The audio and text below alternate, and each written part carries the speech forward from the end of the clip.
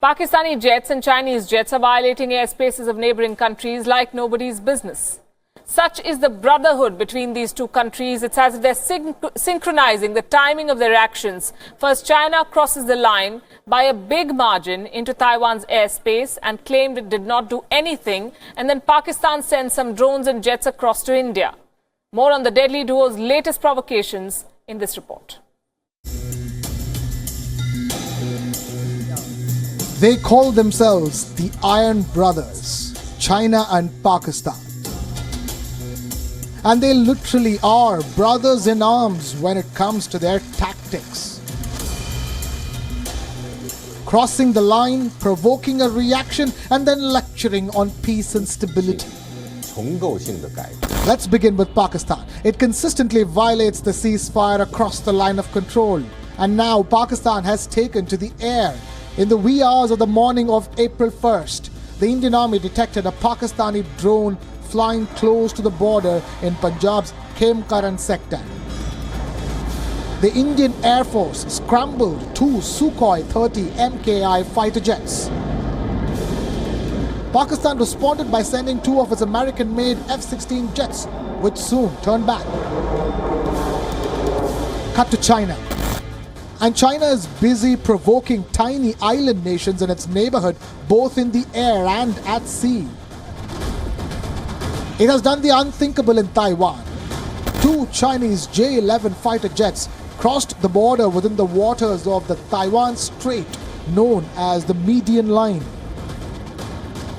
In response to the airspace violation, Taiwan's military scrambled its fighter jets.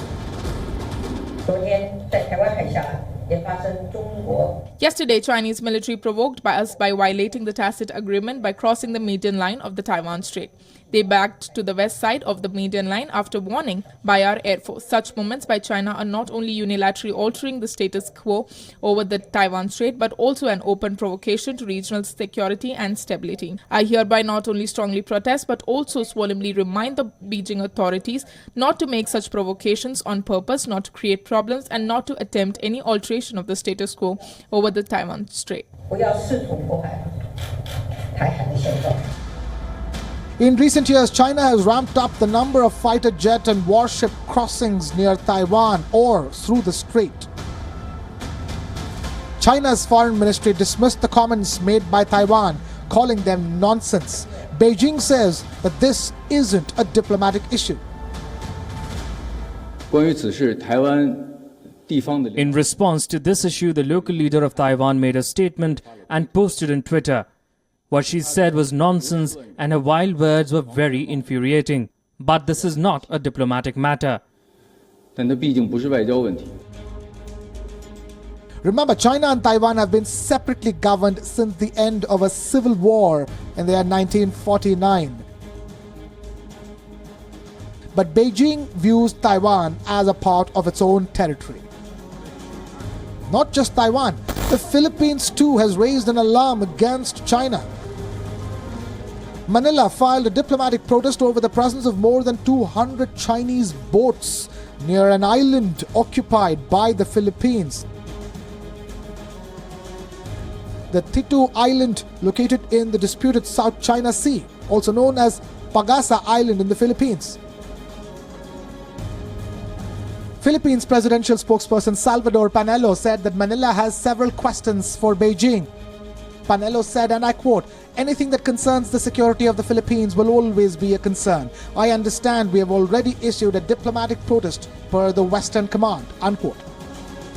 China maintains that the vessels near the Titu Island were fishing boats. But if the Philippines were to mobilize its forces in defense, China would be quick to pounce on it and term its response as aggression. Same would be the case with Taiwan. Just like how Pakistan would violate ceasefire and then accuse India for retaliatory fire. It's a match made in heaven, meant to unleash hell on earth. Bureau Report, WION, World is One.